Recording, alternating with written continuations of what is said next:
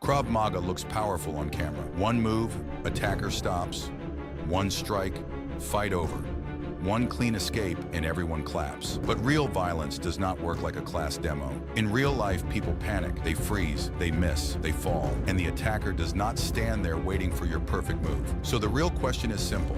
Are people learning self-defense or are they learning a performance? Krav Maga is sold with one big promise. It works in real life. That sounds strong. That sounds safe. That sounds like something anyone would want to learn. But the problem is that most people never test that promise. They see a teacher do a move in class, and they believe it will work the same way outside. But outside is different. There is fear, there is speed, there is surprise, there is no soft mat, no friendly partner, and no reset button. A move that looks perfect in class can break apart when real pressure hits. And that is the part nobody wants to talk about. Because the move is not being tested against real panic. It is being tested against a partner who already knows the answer. That makes the student feel safe, but feeling safe and being safe are not the same thing. In most classes, the attacker already knows what to do. He grabs the wrist the right way, he punches from the right angle, he stops at the right moment, he lets the defender finish the move. That makes the technique look amazing. But a real attacker does not follow the script. He may grab your shirt, push your head, rush forward, swing again, or crash into you with full force. Real attackers are not clean, they are messy. They may be stronger than you, faster than you expected, or refuse to stop after the first exchange. They do not attack with perfect timing or predictable movements. Every second becomes chaotic, and plans fall apart quickly. And if your training only works when the attacker behaves nicely, then it is not real training, it is acting. This is why many students become confident too early. They are not beating a real attack, they are completing a planned routine. The danger is that confidence can feel like skill until the moment real pressure exposes the difference. This is the part most people forget. When danger hits, your body changes fast, your heart beats harder, your breathing becomes heavy, your hands may shake, your mind may go blank for a second. You may not hear clearly, you may not see everything around you. This is normal. It happens because your body is trying to survive. But it also means that small, perfect movements become much harder. A move that feels easy in class can feel impossible when fear takes over. That is why self-defense must be simple, not fancy. Under fear, your body wants big movements, balance, space, and escape. It does not want complicated steps. So if a system needs you to stay calm, perfect, and sharp in the worst moment of your life, then the system is asking too much from the body. Many people are taught that one painful move will end everything. Hit here, twist there, and the attacker will stop. But real life is not that simple. Some people do not stop when they feel pain. Some are angry. Some are drunk. Some are full of adrenaline. Some feel the pain later, not in the moment. Others may simply be determined to keep fighting despite being hurt. Pain affects different people in different ways, and there is no guarantee that one technique will get the reaction you expect. This is why it is dangerous to depend on pain alone. Pain can help, but pain is not a magic button.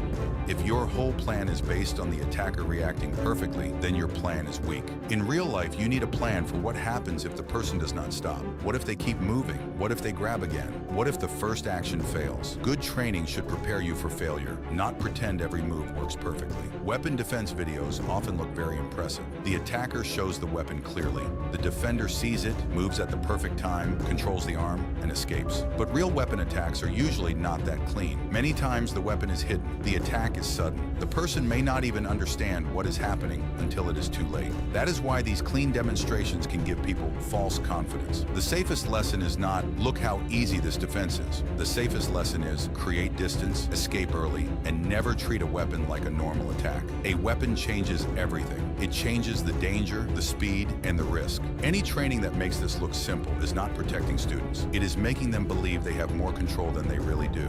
A lot of time is spent on wrist grabs. Someone holds your wrist, you turn your hand, and suddenly you escape. It looks simple. It looks useful. It makes the student feel like they learned something powerful in only a few minutes. But real life usually does not start with a clean wrist grab. A real attacker may push you, pull your shirt, grab your neck, rush your body, block your path, or use both hands at the same time. The clean wrist grab is easy to teach because it is safe, controlled, and looks good in a class. But easy to teach does not always mean useful in real pressure. The problem is not that wrist escapes are completely useless. The problem is that many classes give them too much importance.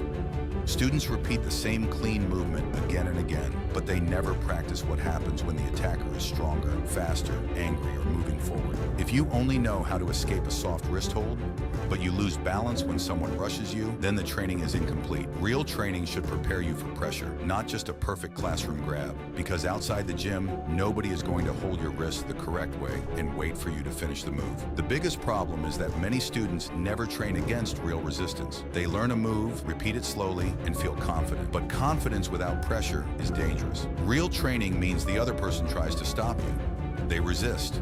They move. They push back. They do not let you win easily. They force you to adjust, make mistakes, and solve problems in the moment.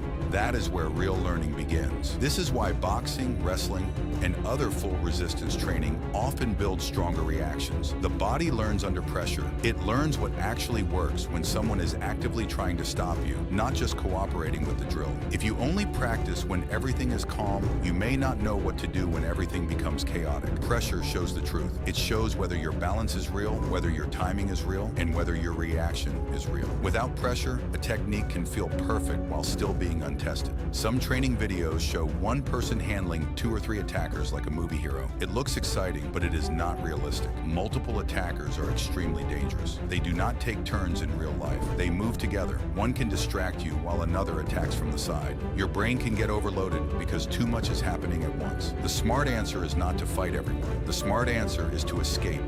Create space, use barriers, move toward people, and get out as fast as possible. Survival is not about looking tough. Survival is about leaving alive. A car, a wall, a door, a table, or even a crowd can matter more than a perfect move. The goal is not to win a scene. The goal is to break away before the situation becomes worse. The best self-defense is not the move you do after someone grabs you. The best self-defense starts before anything happens. Notice the person walking too close.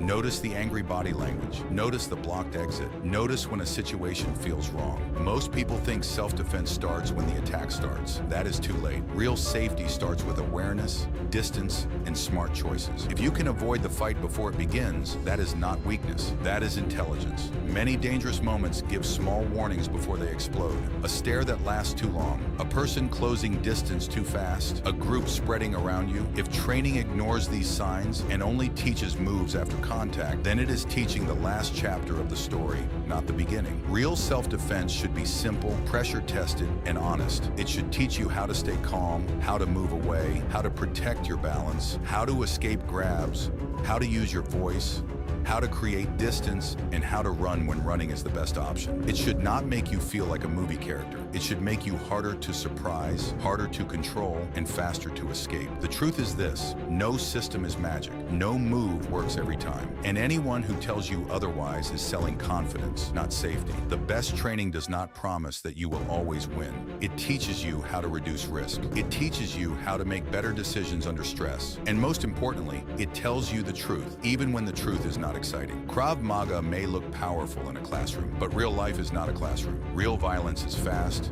messy, and unfair.